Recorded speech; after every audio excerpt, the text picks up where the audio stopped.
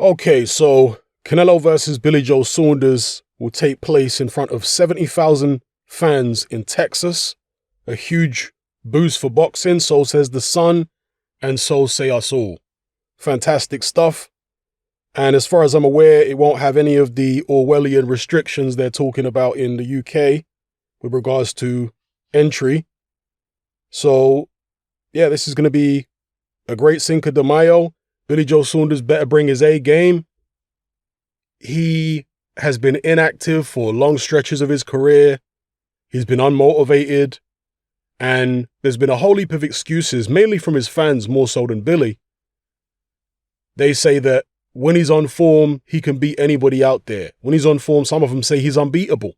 Well, let's see.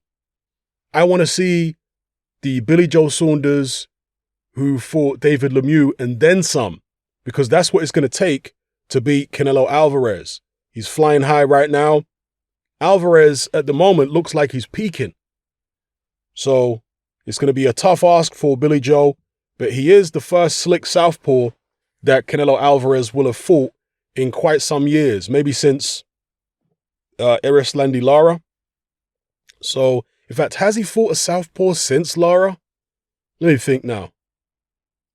Off the top of my head, I can't think of anybody, unless there's anyone blatantly obvious who is just skipping my mind right now. I don't think he's fought any or many southpaws since Lara. Either way, this will be a similar kind of equation for Canelo to solve, and he has improved a lot since that Erislandy Lara fight. You know, one of the things I like about Canelo Alvarez is he works on every aspect of his game. He's not one of these kind of fighters that rests on their laurels, and if one particular aspect of their game is working, they just stick to that and they don't really develop the rest of their game. No, Canelo has worked on developing everything. Because early on in Canelo's career, he wasn't really much of a pressure fighter. When he tried to apply pressure, he didn't cut the ring off very well. There wasn't that much head movement and so on. But he went away and he said to himself, you know what? I need to be better. I need to cut the ring off better. I need to have better head movement. I need to, feint more. I need to be able to break a guy down, hit him to the body, go back upstairs. Just feint him out of position, dummy him. So Canelo has worked on the front foot. I mean, the Golovkin fights really exemplify what I'm talking about, because in the first Golovkin fight, Canelo did what seems to come more naturally to him, which is fight on the back foot, or at least fight a counter-punching fight. And in the rematch, he completely switched it up. Very few people thought he would. And after GGG said he was going to fight Mexican style against Canelo, it was Canelo that showed him what the real Mexican style is all about. And he actually had Triple G on the back foot for that fight.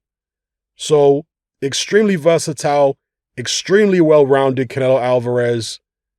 And as I say, that's what I really respect about him, the fact that he has worked on every aspect of his game. This man has not rested on his laurels. And on top of having a very good all-round game, outside, inside, counter-punching, lead-in, jab, body shots, punch variety, head movement, you name it. On top of all that, he's fought tremendous level of opposition. Yeah, there's been some close fights over the years, for definite, but he's building a very, very impressive legacy and, always stays in shape. You never see this guy ballooning up in weight like the Kell Brooks of the world, like even the Errol Spencers of the world, pre-crash, Adrian Broner and so on. You never see him blowing up in weight, just always in shape, dedicated to his craft. You can only respect it. Yeah, you might not like the machine behind him because he has had some favorable decisions go his way over the years. But if you can just forget about the machine for a second and look at him as a fighter, you got to respect it, So, yeah, he's come a long way since the Erislandy Lara fight. He should be able to deal with Billy Joe Saunders more effectively than he dealt with Lara. I know Billy Joe Saunders is a bigger guy than Lara. We're assuming he's a stronger guy. He's not going to be as quick on his feet. I don't think he'll be literally sprinting around the ring, Usain Bolt style, the way Erislandy Lara was. I certainly hope he won't anyway. He's going to engage a little bit more, but he's certainly going to use that slickness. And look, Canelo is not a guy with extremely quick feet, but he's quickened up his feet. That's another thing that Canelo improved. His foot speed improved. He talked early on in his career about improving his hand speed. And if you look at his hand speed against, say, Carlos Boldemir, compared to his hand speed 2 or 3 years later. Marked improvement. You know, this guy has just worked on everything. So you can only respect that. There was another point I wanted to make, but it's just slipped my mind about Canelo Alvarez, just how complete of a fighter he is. There's another thing that was slipped my mind.